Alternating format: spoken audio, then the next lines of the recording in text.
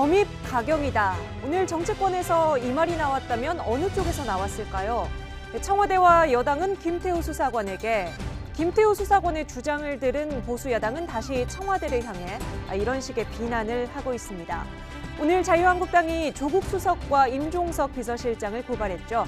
자세히 뜯어보고 들여다보겠습니다. 두 분 전문가 함께합니다. 김근식 경남대 교수, 최영일 시사평론가 두 분 어서 오세요. 안녕하세요. 네. 자, 어제도 이 주제로 이야기를 나눴는데요. 청와대 박형철 반부패 비서관이 김태우 수사관이 공개한 첩보 목록에 반박한 게 어제 저녁 상황이었습니다. 네. 오늘 또 김태우 수사관 재반박이 나왔고 여기 또 청와대 반박이 있죠. 지금 상황 어떤 건지 주제어로 정리해봤습니다.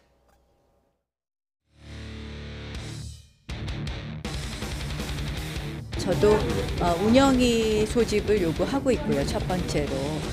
그래서 오늘 홍영철 원내대표나 청와대 민정라인 쪽에서 과연 어디까지 보고가 되었는지 모르지만 민간인 사찰을 지시한 의혹, 결국은 민간인 사찰은 직권남용이고 그리고 비리 의혹을 묵살한 것은 직무유기이기 때문에 검찰에 고발장을 접수한다는 것을 다시 한번 말씀드립니다.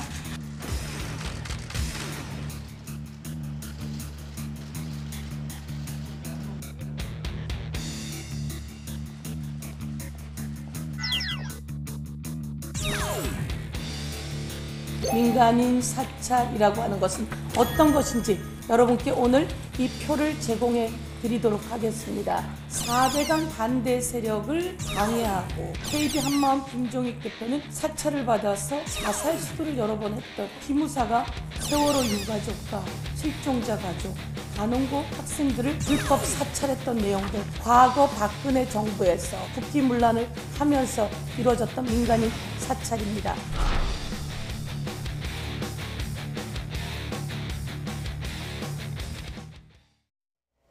네, 이번 논란 어디서 처음 시작했나 생각을 해보면 김태우 수사관이 지인 수사 관련해서 경찰청에 찾아간 게 문제가 됐고 그때는 공직기강 회의가 도마에 올랐었는데 지금은 민간인 사찰이라는 프레임이 더 크게 부각이 되고 있는 것 같아요. 오늘 김태우 수사관 입에서 새로운 주장이 또 나왔죠. 네, 그렇습니다. 김태우 수사관의 이제 주장은 계속 청와대가 지금 해명하고 있는 것을 재반박하는 형태로 이루어집니다. 처음에는 이제 우윤군 주러시아 대사 문제가 문제가 됐고요.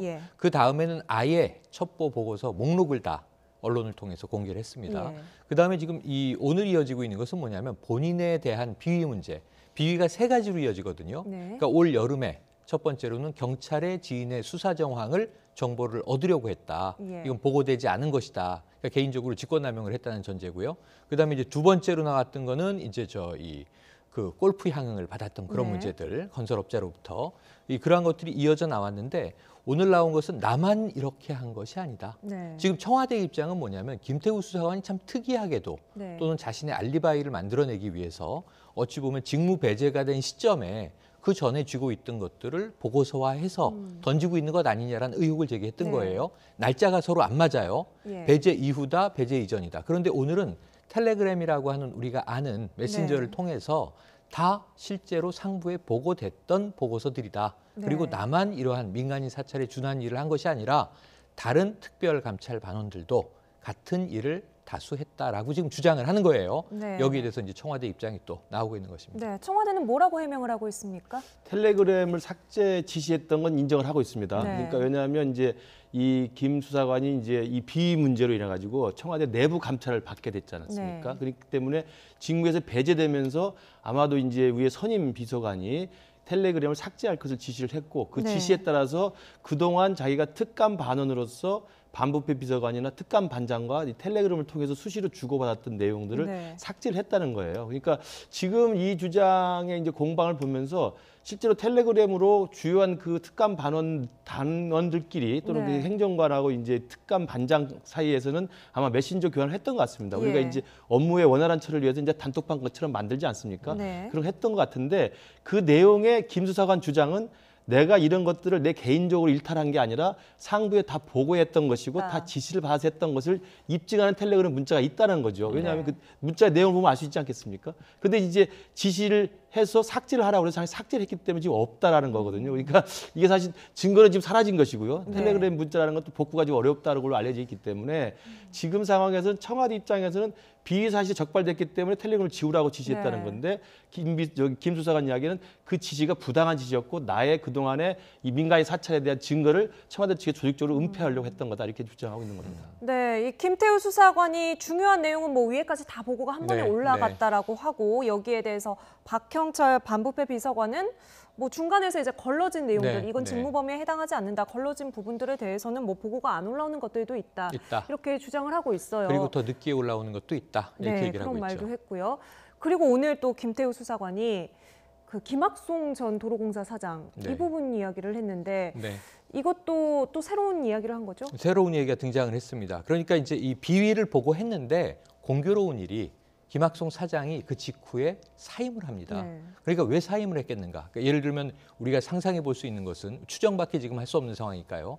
혹시 이러한 자신에 대한 굳이 표현을 한다면 사찰 정황을 눈치채고 비위 문제가 터지기 전에 스스로 사임을 하는 방식으로 오히려 불명예스럽지 않게 퇴임을 했다. 이렇게 네. 이제 추정할 수도 있는 거고요. 네. 또는 이제 청와대 라인에서 뭔가 압력이 들어갔다. 당신에 대해서 지금 이런 비위가 내사되고 있다. 거기 이제 부담을 받고 나갔을 수도 있다라고 전 하는 정권 것이고요. 인사는 사임을 했고 네. 이강래 현 사장 같은 경우에는 비위가 네. 묵살됐다. 이제 이런 주장인데. 맞습니다. 그래서 이제 이강래 전 사장의 경우에는 이제 고속도로 휴게소에 네. 커피 머신을 전 동료 의원에게 이제 이 특혜를 준 정황 문제가 터졌죠. 예. 근데 여기에 대해서 이제 사진도 나왔는데 해명한 대목은 사실은 이것은 이제 당연히 민원을 듣고 그 문제를 해소하기 위해서 이제 커피 머신 업체를 바꿨던 것이고 네. 드립 방식의 업체를 바꿨던 것이고 그것이 정상적으로 업체 선정이 끝난 이후에 만난 것이다라고 시점이 지금 다 달라요. 네. 해명하는 쪽과 주장하는 쪽이 이것이 진위가 완전 팩트 중심으로 확인될 필요가 분명히 있어 네. 보입니다.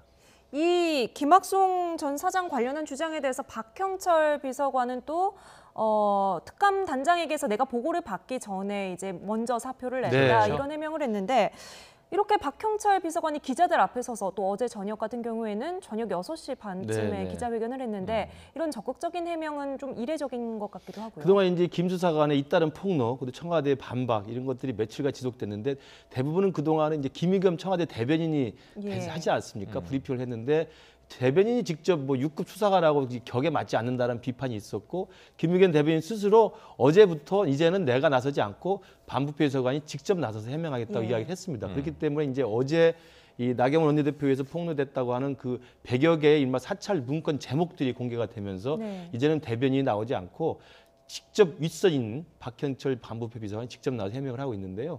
저는 지금 뭐 내용의 진위 여부에 대해서는 지금 어차피 이제 진실 공방으로 가기 예. 때문에 검찰의 수사가 이제 예정될 수밖에 없을 것 같습니다. 한국당에서 고발을 지금 한 상태고 네. 그다음에 청와대에서도 또 그 직무상 공무 기밀 누설 혐의로 또 수사를 요청한 상태이기 때문에 언젠가는 검찰이 수사를 받아서 할 텐데 진실 공방을 하기 전에 지금 이야기하는 것은 민간인 사찰을 광범위하게 청와대의 지시에서 했다는 게 지금 김 수사관의 주장이고 예. 청와대는 이게 개인의 일탈 행위였고 이명박 박근혜 정부 때부터 쭉 특감반을 했던 김 수사관의 관행에 따라서 개인적으로 했던 것이라는 것인데 저는 둘 사이에 어떤 게 진실이 있는지 모르겠습니다만 개인적 일탈이라 하더라도 제가 볼 때는 1년 반 동안 이 김 수사관이 근무하면서 이런 목록을 작성해서 했다는 것은 일단 문제가 있는 건 분명하게 보이지 않습니까? 그러니까 네. 위법의 소지가 있는 내용들을 개인이 일탈을 했던 간에 만들어냈던 것이기 때문에 청와대 지휘감독의 책임에서는 좀 자유로울 수 없다고 봐요. 그러니까 반부패 비서관이나 민정수석이 과연 1년 반 동안 이 사람이 이런 일탈 얘기를 했다 손 치더라도 네. 그것들을 막아내지 못했다고 하는 또 인지하고 있지 않았습니까? 몇 번 경고를 했다는 거 아니겠습니까? 그럼에도 불구하고 계속 1년 반 동안 했기 때문에 그런 부분에 대한 지휘감독의 차원에서는 청와대도 좀 반성하는 계기를 좀 찾아야 될 거라고 생각합니다. 그러니까 이 진실 공방은 어떻게 보면 두 단계의 좀 확인이 필요하겠네요. 먼저 이 첩보 네. 목록들이 실제로 존재를 하는 그렇죠. 거냐, 그렇죠. 존재한다면 윗선의 지시가 있었던 것이냐, 네, 아니면은 단독 맞습니다. 행동이었느냐 이 두 가지 단계를 거쳐 좀 확인을 해야 될 텐데. 그런데 네. 이 대목이 쉽지가 않습니다. 네. 왜냐하면 지금 고발을 해서 검찰이 수사를 한다. 한번 역대 정권의 기억을 더듬어 보세요. 탄핵 정국 때도 그렇고 검찰이 청와대를 압수수색을 할 수 있습니까? 사실 불가능하죠. 일단 청와대는 네. 이 첩보 목록이 없다고 지금 예, 주장을 없다고 하는 거죠? 주장하고 맞겠죠. 그리고 아까 텔레그램 삭제 같은 것도 일전에 이미 김의겸 대변인 이야기하기를 첩보 문건에 흔적을 남기지 않는다. 폐기하는 것이 원칙이다. 이렇게 얘기했고 저는 폐기하는 것이 맞다는 생각도 듭니다. 왜냐하면 이런 문서들이 쌓여 있고 청와대에서 떠돌아다니다가 자 첩보를 내사하고 수사한 한 명의 수사관이 있을 수 있는데 그것이 이제 여러 사람의 손을 타면서 외부로 흘러나가게 되면 굉장히 복잡하고 위험한 문제를 만들 수 있거든요. 그런데 실제로 김태우 네. 수사관이 이렇게 직무 범위 밖에 일을 했는지 청와대가 들여다보려면 그 컴퓨터를 그냥 폐기를 해야 됐을까요? 그걸 좀 확보를 해서 들여다보지 않았을까 그 싶은데. 이야기도 기자들이 이미 물어봤습니다. 컴퓨터에 존재하지 않는다면 기록 자체를 삭제하는 것이 첩보의 원칙이라면 그럼 지금 김의겸 대변인이나 혹은 뭐 반부패 비서관이나 행정선임관이나 이 관련된 사람들이 모두 다 기억에 의존해서 말하고 있다는 것이냐 이렇게 반문을 했어요. 그런데 이제 김의겸 대변인의 말 자체가 그것이 문서들이 돌아다니면서 위험한 상황을 초래하는 것보다는 차라리 더 낫다고 생각되지 않느냐라고 또 이제 거기에 대한 답을 했습니다. 그래서 기록은 대다수 존재하지 않을 것이다. 그 텔레그램의 삭제도 이 그 반부패 비서관실의 지침일 수 있다. 이렇게 저는 봐요. 그런데 문제는 이런 상황이 터졌을 때 진실 공방인데 저는 아까 이제 교수님 말씀하신 것에 지휘 감독에서 자유로울 수 없는 청와대 이 말에 동의를 드리는 것이 어쨌든 이런 상황까지 내부자 하나가 파견직이잖아요, 전부 다. 언젠가는 이 자신의 본처로 돌아간다고요. 지금 간 곳은 이제 검찰인 것이고 경찰로 돌아가는 수사관도 있고 이제 앞으로는 국세청이라든가 감사원 이제 인력도 파견받아 돌아가는데 돌아갔을 때 이런 상황들을 외부에서 만약 터뜨리면 청와대가 흔들리지 않을 방법을 강구해야죠. 항상 제일 두려운 것이 내부의 적인데 정말 청와대는 기강에 의해서 모든 것이 완벽하게 움직였고 지금 개인적인 일탈을 한 자가 쉽게 말하면 지금 정권을 공격하고 있는 상황이 된 것 아닙니까? 6급 수사관입니다. 5급으로 승진하려다가 그것이 부당하다는 청와대의 판단은 이제 철회가 됐던 상황인데 지금 이 사람이 이제 무슨 악감정을 품었는지 우리는 뭐 정확히 모르고 혹은 그 사람이 또 억울한 하소연을 하는 것인지 우리가 진위를 모르지만 이런 상황에서 청와대가 좀 깔끔하게 대응을 해야 되는데 이게 좀 언제까지 흘러갈지 모르는 상황으로 꽤 장기간 가고 있단 말이죠. 이것이 만약에 이 어떤 정부가 청와대가 국정을 수행하는 데 있어서 상당히 발목을 잡는 게 된다면 국민들이 불안한 게 6급 공무원 한 명이 일정 기간 청와대에서 일하다가 돌아갔는데 청와대의 여러 가지 뭐 지침들에 불만이 있다고 해서 이렇게 흔들면 이 정도로 나라가 시끄러워도 되는 것인가 이런 문제에 대해서는 청와대가 조금 더 엄격한 매뉴얼을 만들었어야 한다 이런 말씀 드리고 싶네요. 뭐 이미 정치권에서는 발목을 잡으려고 하고 있죠. 그 이 문제 첩보 목록 어제 자유한국당 의원총회에서 나경원 원내대표가 보여주기도 했던 건데 이 장면 다시 한번 보시고요. 이 첩보 목록에 대해서 여당에서는 어떻게 바라보고 있는지도 이어서 들어보시죠. 김태우 전 특감반원이 컴퓨터에 작성했던 목록을 컴퓨터 화면을 사진으로 찍어온 것입니다. 이 내용을 보시면 전 기재부 장관 최경환 비위 관련 첩보성 동향, 그리고 고건 전 총리의 장남 고진 비트코인 관련 사업 활동 중 박근혜 친분 사업자 부정청탁으로 공공기관 예산 수령, 그리고 조선일보의 취재 내용, 또 조선일보의 취재 내용 중에서 민주당 유동수 의원 재판 거래 혐의, 또 그 밖에 진보 교수 전성인에 대한 또 교수 사찰도 있습니다. 이 리스트만 보면 민간인 사찰을 마구잡이로 했던 것으로 보여집니다. 4대강 반대 세력을 방해하고 기업 후원 모금도 차단하고 환경단체 핵심 인물 24명을 감찰하고 세무조사를 압박하고 우리가 기억합니다. KB 한마음 김종익 대표는 수시로 사찰을 받아서 자살 시도를 여러 번 했던 기억도 있습니다. 그리고 기무사가 세월호 유가족과 실종자 가족, 단원고 학생들을 불법 사찰했던 내용들, 이런 내용이 바로 과거 박근혜 정부에서 최순실 비선실세가 국기문란을 하면서 이루어졌던 민간인 사찰입니다. 네, 김태우 수사관은 내가 청와대 나오기 전에 직접 찍은 내 예. 컴퓨터 화면이다라고 주장을 하고 지금 청와대는 저게 진본인지 아닌지 저런 목록이 있는지 자체를 확인할 수 없다라고 설명을 하고 있는 상황이고요. 지금 나경원 의원은 굉장히 파상 공세를 펼치고 있고 서영거 의원은 어떻게 보면 전 정권과 네. 자유한국당의 아킬레스건이죠. 박근혜 정부 시절에 이제 민간인 사찰 얘기를 하고 있는 건데 일단 자유한국당의 대응부터 볼까요? 우선 나경원 원내대표가 했듯이 자유한국당 입장에서는 이게 현 정부의 민간인 사찰 프레임으로 갈 수밖에 없는 거죠. 왜냐하면 이 현 정부가 과거 이명박 정부의 국정원 댓글 조작부터 시작해서 네. 박근혜 정부의 민간인 사찰까지 이르기까지 광범위하게 사실은 직권남용이라는 프레임을 가지고 이명박 정부, 박근혜 정부에 대해서 엄청난 많은 이 정리를 하지 않았습니까? 예. 또 많은 사람이 구속돼 있고요. 또 실형을 선고받은 사람도 많이 있고 그렇기 때문에 이명박, 박근혜 정부의 민간인 사찰이라는 것은 굉장히 아픈 부분인데 그 이명박 박근혜 정부를 비판하고 등장한 지금 문재인 정부가 또다시 민간인 사찰을 하고 있다면 놀라운 일이지 않습니까? 예. 그렇기 때문에 야당에서는 아마 굉장히 그 공세적으로 나갈 가능성이 크다고 보고요.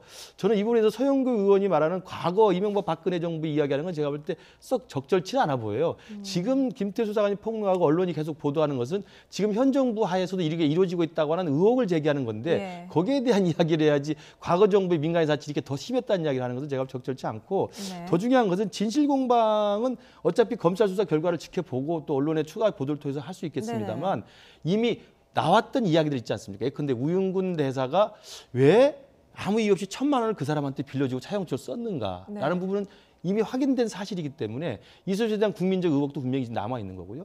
이강래 도로공사장이 왜 우재창 전 의원에게 그런 편의를 봐줬는가에 대한 것도 의혹이 제기됐다고 네. 한다면 국민들이 납득할 만한 정도의 설명은 분명히 청와대가 있어야 됩니다. 네. 그러니까 이건 김 수사관의 비위 여부와는 상관없이 그 비위 수사는 따로 하면 되는 것이고요. 그 상관없이 그 김 수사관이 지금 폭로하고 있는 그러면서 움직일 수 없는 사실로 되어 있는 그런 의혹들에 대해서 청와대도 설명을 해줘야 된다고 생각을 합니다. 그리고 이제 마지막 남은 게 민간인 사찰에 대한 네네. 논란인데 민간인 사찰에 대해서는 지금 김태우 수사관은 이게 청와대 자기 컴퓨터 모니터를 찍은 거라는 것이고 따라서 첩보 보고서 다 있다는 건데 청와대는 그런 게 없다라는 거거든요. 예.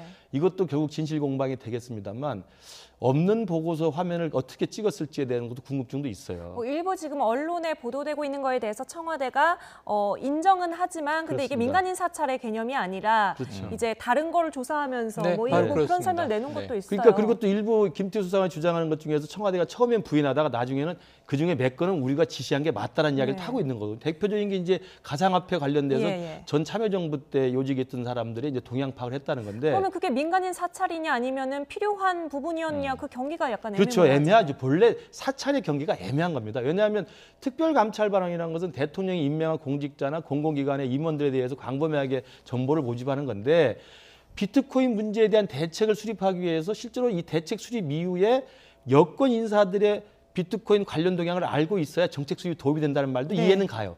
그러나 그렇다고 해서 민간인 신분이 있는 것을 청와대 민정에 있는 특감반원이 조사하는 건 온당치 못하거든요. 그건 따로 경찰에 지시를 내려도 되는 것이고 예. 따로 경찰청에다가 확인해 보면 되는 건데 이걸 청와대에 있는 사람이 할 필요는 없는 거거든요. 그러니까 근데 거기에- 실제로 청와대 설명에 따르더라도 네. 청와대 스스로가 반쯤은 지금 어차피 사찰이 예, 필요한 예. 부분을 정책도 필요해서 했다. 청와대 설명으로도 이게 네. 로데이터 차원에서 했다는 거 아니겠습니까? 예. 거기 조금 이제 설명을 드리면 경찰이 조사를 하면 이거는 비위나 범죄 혐의가 됩니다. 예. 경찰이 왜 민간인을 조사합니까? 지금 청와대에서 했다는 것은 비트코인에 대해서 예를 들면 우리 사회 지도층에서 얼마나 관심을 가지고 얼마나 자산 투자를 하고 있고 동향 조사를 한 것과 네. 전 사찰은 다르다고 보는 것이 서영교 의원의 이야기가 좀 일부 맞아요. 뭐냐면 사찰은 첫 번째 어떤 대상을 잡냐면 반정부 인사들을 잡아요. 네.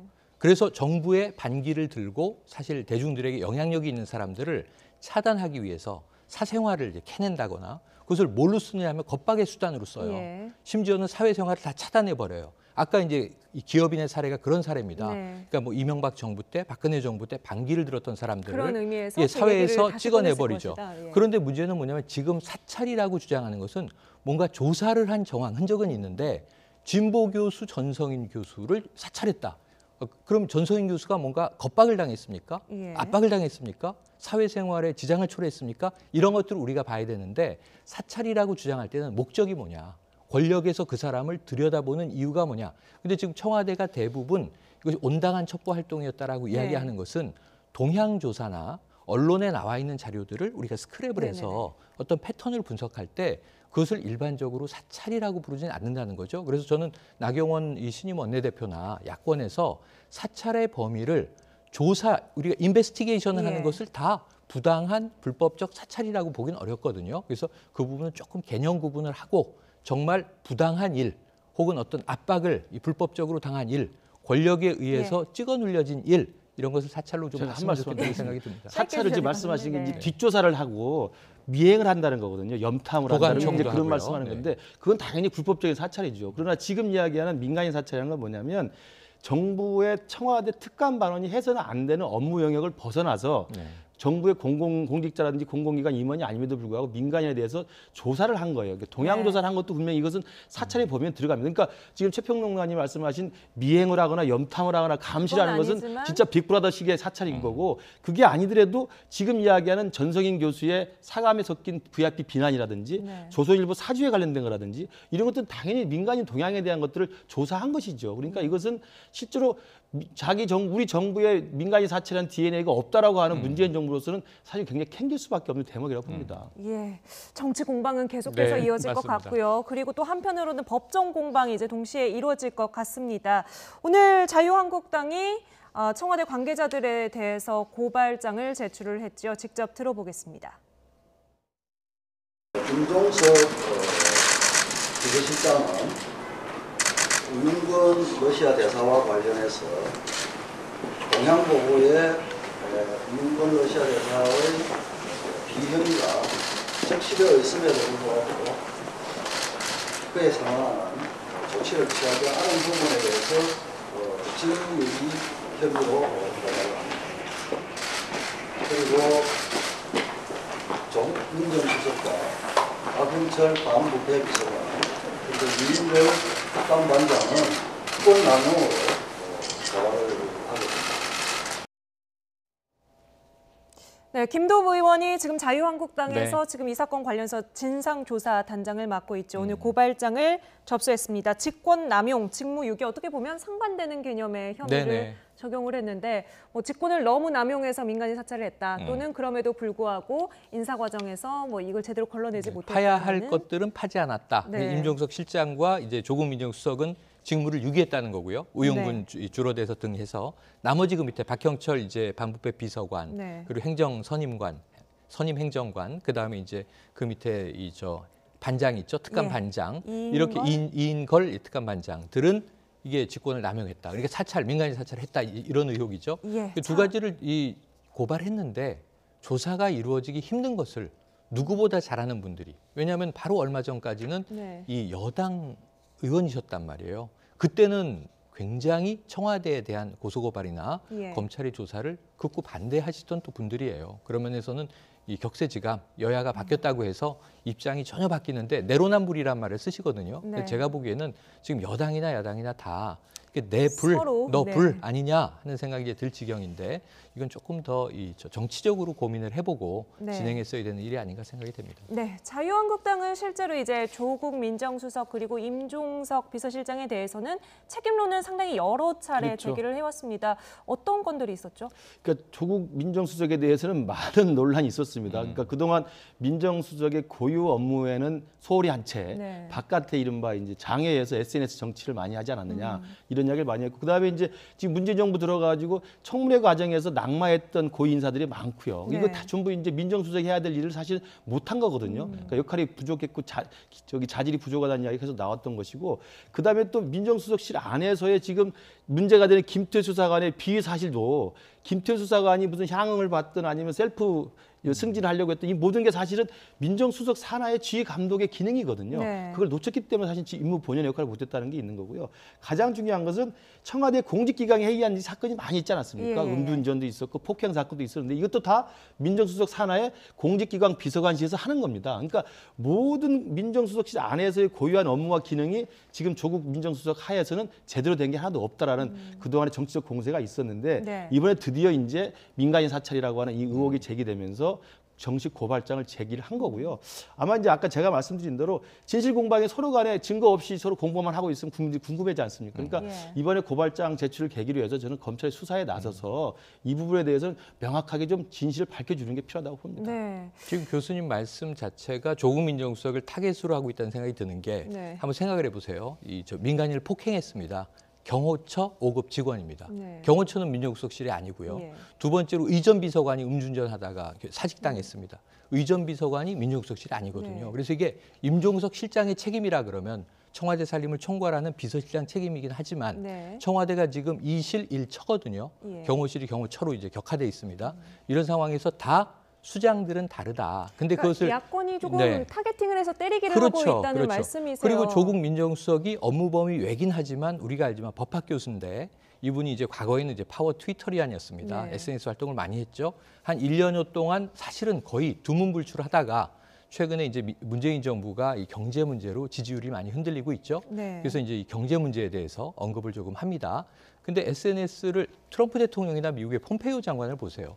얼마나 이 세계가 돌아가는 일에 대해서 SNS를 합니까? 지금 민정수석이 해야 될 게 첫 번째 인사검증이 실패했죠. 그다음에 공직기강 비서관실에서 이 부분들 다 잡는 게 공직기관 비서관실이 하는 일입니다. 그러니까 그 경호처 폭행이든 의전비서관의 음주운전이든 공직기강이 해이한 것들에 대한 일차적 책임은 민정수석 안에 있는 겁니다. 그리고 또 지금 나온 민간인 사찰과 관련된 김태우 수사관의 비위 사실도 자기 부하 직원 아니겠습니까? 그러니까 지금 평론가님 말씀하신 것처럼 조국 수석을 우리가 옹호할 게 아니라 조국 수석이 정말 민정수석으로서 역할을 제대로 했느냐에 대해서는 하나도 제대로 된 게 없다는 생각이 저는 동의해요. 그러니까 인사검증 실패, 공직기강 해이, 자기 부하 직원의 비위 사실, 드디어는 이제 민간인 사찰이라고 하는 데가 연루가 돼 있기 때문에 이런 부분에 대한 정치적 공세에 저는 조국 수석이 그 업무를 하지 않고 계속 트위터 날리고 SNS, 페이스북 하는 것은 제가 볼 때 그것도 자기 업무와 상관없는 경제가 참담하게 실패해서 마음이 아프다. 그런 이야기를 자기가 왜 합니까? 제가 볼 때는 정확한 저는 고유한 역할을 좀 벗어나고 있다고 생각합니다. 자, 두 분 말씀하신 기류가 오늘 정확하게 국회에서 똑같이 나왔던 것 같아요. 그러니까 여당에서는 그간에 청와대에 쌓여있던 불만들이 한꺼번에 표출되는 것 같거든요. 오늘 청와대의 선민의식 약간 지겹다라는 뉘앙스의 말들이 나왔고요.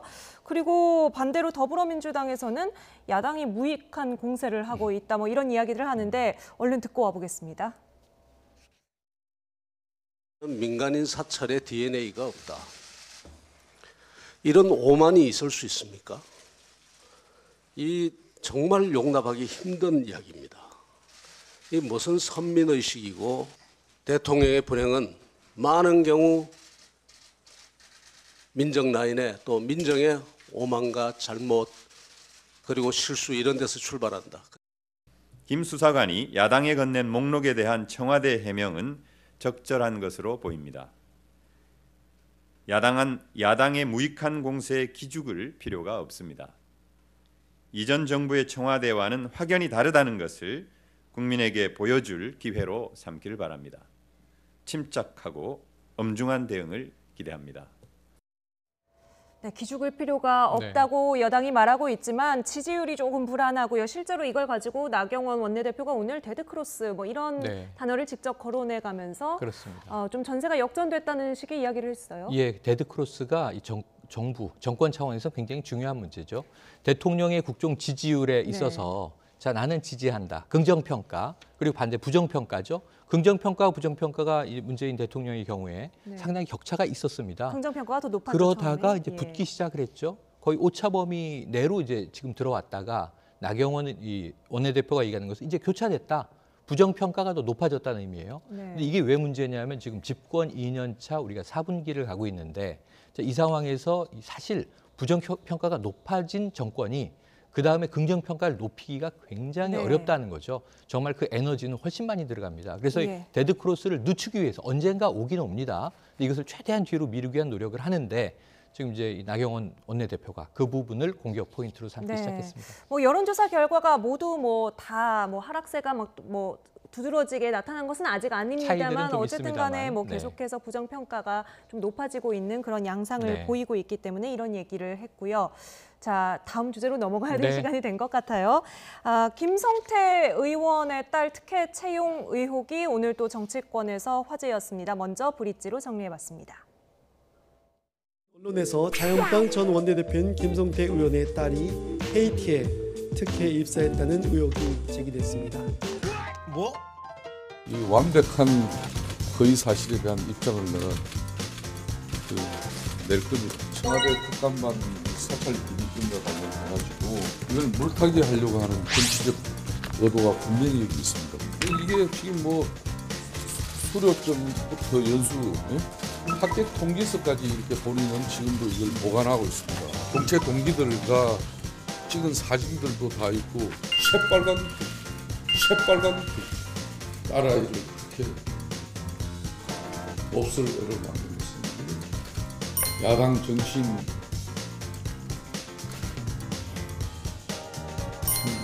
이름 할 말이 없는데.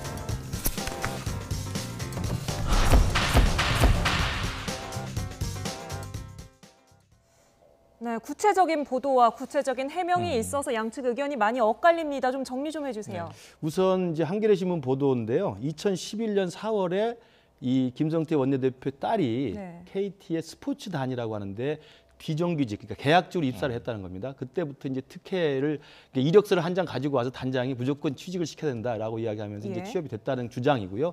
그 다음에 2012년 12월까지 비정규직으로 있다가 공채를 다시 봐가지고 공채 시험을 봐가지고 2013년 1월에 정규직 공채에 합격을 했다는 겁니다. 네. 그렇게 했는데 연수 과정에서 퇴사를 하고 몇 달 뒤에 다시 이 KT 스포츠단이 자회사로 분리가 되는데 분리된 자회사인 주식회사 KT 스포츠라고 하는데 다시 재입사를 또 했다는 거예요. 이제 이것을 이제 여러 가지 특혜 의혹으로 제시를 하고 있는데 저는 이 공방을 보면서 지금 김성태 원내대표도 그때 연수 받고 찍은 수료증이라든지 사진 보여주고 합격 통지 메일도 공개를 했어요. 그러니까 억울한 측면이 있다고 보는데 두 개가 좀 분리돼 있다고 봅니다. 하나는 2011년 4월 맨 처음에 비정규직 계약직 입사할 때 취업 특혜 의혹은 김성태 원내대표가 확실하게 해명을 하지 못하고 있습니다. 그 부분에 대한 해명은 따로 있어야 될 것 같고요. 왜냐하면 또 그때 당시 공교롭게 김성태 원내대표가 소관 상임위가 국회 문화관광체육위원회이기 때문에 KT가 그 소관 기관이거든요. 그러면서 이제 의혹이 합리적으로 지금 제시가 되는 거고, 그러나 이제 한겨레가 이야기했던 두 번째 부분들, 다시 말하면 정규직으로 공채가 됐는데도 불구하고 퇴사를 해서 재입사한 게 특혜라는 이야기인데 이 부분에 대해서는 이제 김성태 원내대표의 증거물이 저는 의미가 있다고 봅니다.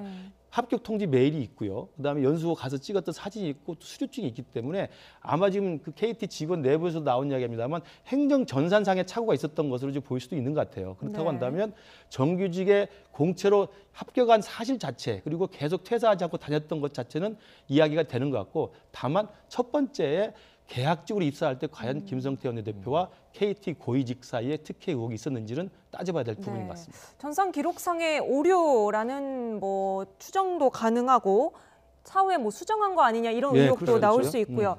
퇴직 시기도 논란이 된 것 같은데 이때가 마침 강원랜드 채용 비리가 그렇습니다. 이슈가 될 때여서. 그래서 주로 지금 현재는 야권, 과거에는 여권 의원들의 어떤 강원랜드는 뭐 지금 권성동 염동열 의원이 연루돼 있지 않습니까? 불구속 상태지만 재판이 가고 있는 거고요.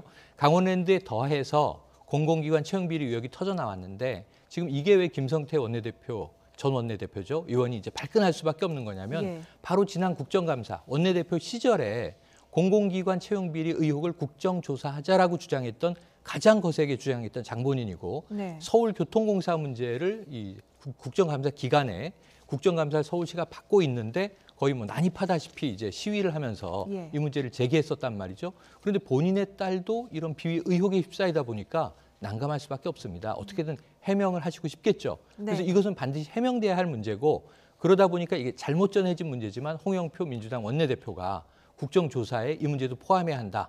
근데 민주당 쪽에서 이제 그런 말을 한 적은 없다라고 해명을 했습니다. 하지만 오늘 하루 종일 보도되기는 마치 그렇게 됐어요. 네, 더불어민주당에서는 일단 국정조사 그 얘기를 직접 한 게 아니다라고 이제 해명을 했지만 이게 보도되기 전에 다른 이야기, 일반론을 이야기한 건데 마치 이 건을 걸고 이야기한 것처럼 잘못 와전됐다라고 해명을 했습니다. 그 부분도 이제 의혹이 있는 게 홍영표 원내대표가 이제 김성태 원내대표 딸도 그 이번 국정조사에 포함된다는 이야기를 보도가 나왔고 그 다음에 김성태 원내대표가 바로 뭐였냐면 오케이 흔쾌히 수용하겠다. 다만 문준용 씨 취업 특혜도 네. 같이 국정조사를 하자고 역제안을 했어요. 그래서 아마 제 생각에는 권미혁 대변인을 통해 가지고 홍영표 원내대표가 그 주장을 한 게 없다라는 식으로 물타기 한 게 아닌가 저는 생각이 듭니다. 그러니까 네. 저는 이 부분에 대해서 김성태 원내대표의 딸 취업 특혜에 대해서는 제기된 의혹에 대해서 김성태 원내대표가 밝히거나 네. 아까 제가 말씀드린 것처럼 아직 해명이 명확하지 않은 부분에 대해서 밝히면 될 것 같고 만약 국정조사 할 거라면 제가 생각해도 모든 국민이 생각하는 취업 특혜는 다 올려놓고 해도 된다고 생각합니다. 네. 문준용 씨 특혜도 마찬가지고 그러면 김성태 원내대표 딸도 취업 특혜에 대해서 국정조사를 하면 되는 건데 더불어민주당은 뭐 실제로 그런 말을 하지 않았는지 아니면 조금 이제 보도가 다 된 불편한 부분이 다음이었기 때문에 있었는지 예, 다시 주워 담았습니다만 네. 일단 정의당에서는 분명하게 네. 국정조사를 요구하고 있거든요. 그렇죠. 정의당의 발표 들어보겠습니다. 김성태 의원의 딸의 부정 채용과 함께 KT 윗선에 어떤 거래가 있었을 것이 아닌가라는 생각마저 들게 할 정도입니다. 더구나 올해 초 강원랜드 부정 채용이 불거지자마자 김 씨는 부랴부랴 퇴사를 했다고 하니 이 모든 것이 우연의 일치라고 보기는 힘듭니다. 김성태 의원은 이 같은 원내대표를 하면서 강원랜드 채용 비리 문제 등에 대해 매우 날선 반응을 보이면서 국정조사에 포함시키는 것을 저지했습니다. 진정 한 점 부끄러움이 없는지 모르겠습니다. 이쯤 되면 채용 비리 국정조사에 강원랜드뿐만 아니라 김성태 의원의 딸 문제도 포함시키는 것이 합당합니다. 네. 국정조사 뭐 현실화될 가능성은 얼마나 있을까요? 우선 일단 그 서울교통공사 관련된 세습 고용 비리 의혹과 관련해서 국정조사를 하기로 합의가 돼 있습니다. 네. 이제 다만 국정조사 대상과 시기 같은 걸 이제 조율을 해야 되는데 아마 이 과정에서 새롭게 이 김성태 원내대표에 대한 이야기를 제기를 할 것 같고요. 그렇다면 또 야당 쪽에서는 또 문준용 씨 또 취업 특혜 이야기를 또 할 거기 때문에 네. 공방은 지리하게 할 것 같습니다만 어찌됐든 원내대표의 개인 딸 문제를 가지고 국정조사 올리는 것 자체가 논의는 돼야 되겠습니다만 이미 합의한 대로 서울교통공사와 강원랜드에 한해서 일단 조직적인 채용 비리와 관련돼서 먼저 국정조사 하는 게 좀 타당하다고 봅니다.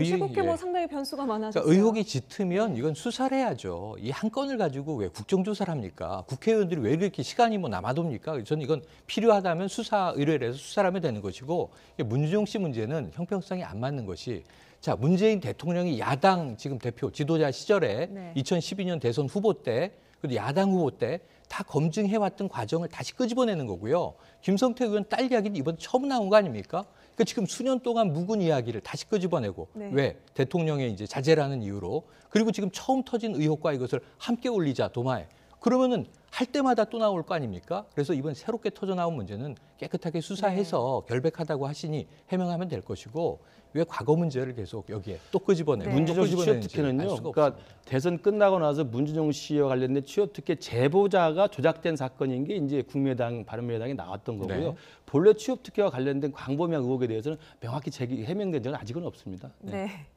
결국에는 뭐 지금 청와대 건도 있기 때문에 김성태 전 원내대표죠 이제 이 이야기가 더 이제 여당에서도 눈에 불을 켜고 들여다보고 있을 것 같습니다.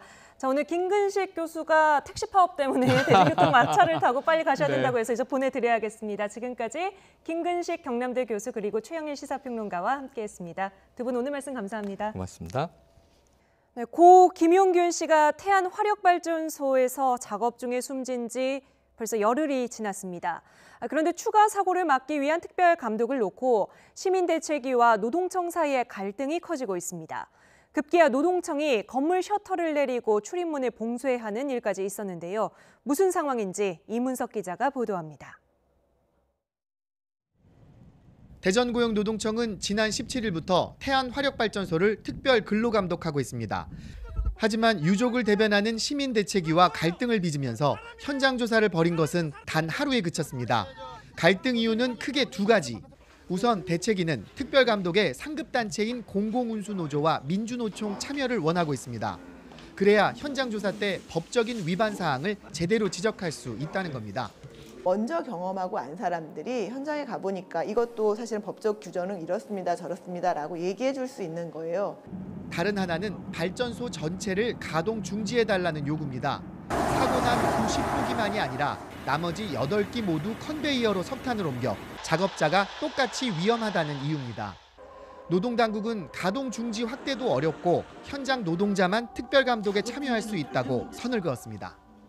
관련계자 사법 처리를 해야 되는데 이게 피의 사실과 관련이 있어서 외부의 어떤 유족이라든가 외부 상급단체 명예산업안전 감독관 참여는 어렵습니다. 갈등은 한국서부발전과 대전노동청에서 각각 물리적인 충돌과 이른바 셔터 사건으로 이어졌습니다. 특히 셔터 사건은 대전노동청 건물을 나가면 다시 못 돌아올 것을 우려한 대책위와 추가 점거자를 맡겠다는 노동청의 대립에서 빚어졌습니다. 노동청 현관의 셔터문은 이렇게 굳게 내려져 있습니다. 노동자의 억울한 죽음을 되풀이하지 않기 위한 조사를 두고 노동계와 정부 사이의 신뢰 수준을 그대로 보여주고 있습니다. YTN 이문석입니다. 국회 교육위원회가 법안심사 소위원회를 열어 사립유치원 회계 투명성 강화를 위한 유치원 3법 개정안을 심사했지만 여야 간의 이견을 좁히지 못했습니다. 학부모 부담금을 교육 목적이 아닌 곳에 썼을 때 더불어민주당은 강력한 형사처벌을 주장하는 반면 자유한국당은 폐원 조치 등의 행정처분으로 충분하다고 맞서고 있습니다. 여기에 누리과정 지원금의 보조금 전환 여부와 단일 회계 도입 등 쟁점마다 대치가 계속돼 양당의 안과 바른미래당의 절충안 등 3가지 안을 그대로 전체 회의에 올릴 가능성도 있습니다. 내일이면 벌써 금요일입니다. 어떤 뉴스가 있을지 짚어보죠. 내일 브리핑입니다. 제천 화재 참사 발생 1년인 내일 희생자의 넋을 기리는 추모식이 열립니다. 유가족대책위원회와 제천시는 내일 오후 3시 희생자 추모비가 있는 제천 하소동 생활체육공원에서 추모식을 엽니다. 지난해 12월 21일 충북 제천 스포츠센터에서 난 불로 모두 29명이 목숨을 잃었습니다. 1심에서 비서 성폭행 혐의에 대해 무죄를 선고받은 안희정 전 충남지사의 항소심이 내일 정식으로 시작됩니다. 내일 오전 10시 10분 서울 고등법원에서 열리는 첫 공판에는 안 전 지사가 직접 법정에 나오고 김지은 전 비서가 증인으로 나올 예정입니다. 재판부는 피해자 보호를 위해 증인 신문 등을 모두 비공개로 진행하기로 했습니다. 한미양국이 내일 워킹그룹, 즉 실무협의체 2차 회의를 엽니다. 내일 외교부에서 열리는 이번 회의에서는 오는 26일로 예정된 남북 철도, 도로 연결 착공식의 대북 제재 면제가 논의됩니다. 또 그동안 미뤄져온 우리 정부의 800만 달러 규모 대북 인도적 지원도 의제에 오를 것으로 보입니다. 지금까지 내일 브리핑이었습니다.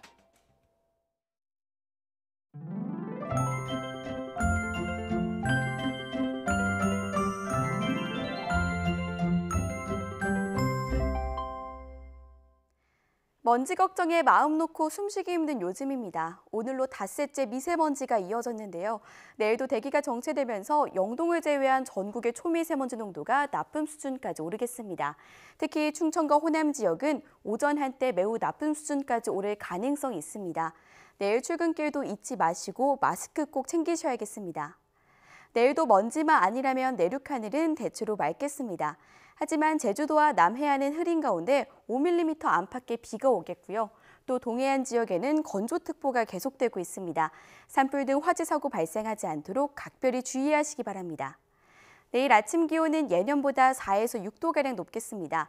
서울 아침 기온 1도, 대구 영하 1도, 부산 8도로 예상되고요. 내일 낮 기온은 예년보다 5에서 8도가량 높겠습니다. 서울 낮 기온 9도, 광주 17도, 부산은 16도로 예상됩니다. 이번 주말까지 예년보다 온화한 날씨가 이어지겠고요. 성탄 이브쯤 강추위가 찾아오면서 미세먼지는 점차 해소될 전망입니다. 지금까지 날씨 정보였습니다. 카풀에 반대하는 국회 앞 집회에서 더불어민주당 택시 카풀 TF 위원장인 전현희 의원에게는 야유가, 정부의 카풀 정책을 비판한 자유한국당 나경원 원내대표에게는 박수가 쏟아졌습니다. 집회 바깥 풍경은 또 달랐습니다. 도로에 택시 없으니 좋다는 일부 시민의 냉소적인 반응이 아마 택시기사들에게는 이 싸움의 가장 어려운 지점일 겁니다. 안전하고 쾌적한 이동 서비스를 누가 제공하고 보장할 수 있느냐. 택시업계의 생존 싸움을 지켜보는 시민들의 잣대는 아주 단순하지 않을까요? 뉴스나이트 마칩니다. 편안한 밤 보내십시오.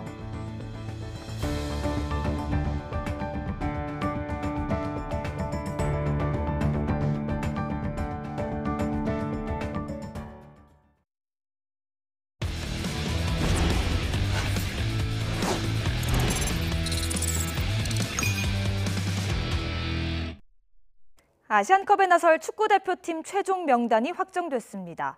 부상으로 빠졌던 지동원과 구자철이 돌아왔고 박주호, 석현주는 선택을 받지 못했습니다. 김재형 기자입니다.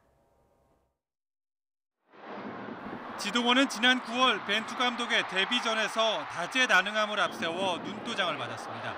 하지만 이후 소속팀 경기에서 골 세리머니 도중 다치면서 대표팀과 멀어졌습니다.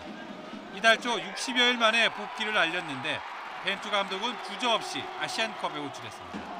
석현준을 밀어낸 지동원은 대세 황의조와 뜨거운 주전 경쟁을 펼쳐야 합니다. Características diferentes do Idzo, creio que são os dois jogadores que melhor se adaptam à nossa forma de jogar. Voltou a competir e por isso a convocatória de Zidane. 구자철도 부상을 털고 돌아옵니다. 벤투 감독은 구자철의 능력과 경험이 아시안컵 같은 큰 대회에서 도움이 될 거라고 평가했습니다. 가장 치열했던 왼쪽 수비엔 홍철과 김진수가 살아남고 박주호가 선택받지 못했습니다. Para o Ju, e é obviamente jogador que nós também já conhecíamos porque já o tínhamos observado no momento em que chegámos e antes de chegarmos. 유럽파는 손흥민, 기성용, 이청용 등 7명의 이름을 올렸습니다. 지난달 A매치부터 제외된 이승우는 최근 소속팀 출전 시간을 늘렸지만 결국 제외됐습니다. 깜짝 발탁이라고 할 만한 선수는 아시안게임 금메달리스트 나상호가 유일합니다. Com uma outra situação que tem a ver com questões físicas que aconteceram neste. 대표팀은 오는 22일 결전지 아랍에미리트로 출국해 새해 첫날 사우디와 평가전에 나섭니다. YTN 김재영입니다. 올 한 해 끊이지 않는 비리로 몸살을 앓은 대한체육회가 혁신안을 발표했습니다.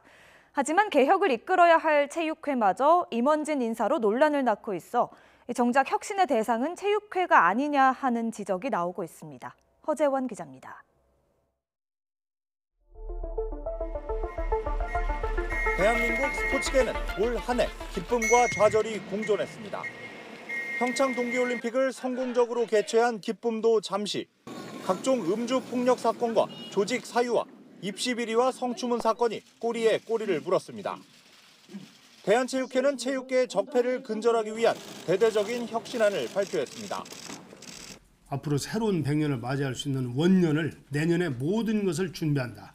이런 각오로 혁신안에는 진천 선수촌의 기강을 확립하고 체육단체의 비위를 근절하기 위해 전수조사에 나서는 등 크게 5개 항목이 포함됐습니다. 이를 위해 체육회는 문체부와 협의해 내년 1월부터 석 달 동안 체육단체 비위 근절을 위한 광범위한 전수조사에 나섭니다. 5가지 범죄에 대해서는 그게 고발이 되면 저희가 그걸 인지를 해서 조사를 해서 우리가 자체적으로 처벌을 하고 그 다음에는 반드시 검찰로 이것을 고발을 의무화할 계획입니다. 하지만 체육회는 2기 집행부 구성을 앞두고 벌써 정치권 인사들이 하마평에 오르는 등 투명하지 못한 인선으로 논란을 낳고 있습니다. 그건 좀 부적절하다고 생각합니다. 이제 어느 시점에는 제가 공개를 할 겁니다. 적폐의 온상으로 전락한 대한민국 체육계가 강한 개혁과 함께 새로운 시대를 열 수 있을지 주목됩니다. YTN 허재원입니다. 올 시즌 프로야구 정규리그 우승팀 두산이 1, 2선발 역할을 한 2명의 외국인 선수 린드블럼, 후렌코프와 재계약했습니다. 린드블럼은 인센티브를 포함해 최대 $192만, 후렌코프는 $123만 각각 서명했습니다. 이승섭 프로가 스톰 도미노 피자컵 국제 오픈 볼링 대회에서 메이저 대회 첫 우승을 차지했습니다. 이승섭은 용인 레드힐 볼링 라운지에서 열린 결승전에서 8번의 스트라이크를 잡아내며 통산 12승을 올린 미국 국가대표 타겟을 255대 193으로 꺾었습니다. YTN 스포츠 뉴스 마칩니다. 시청해주신 여러분 고맙습니다.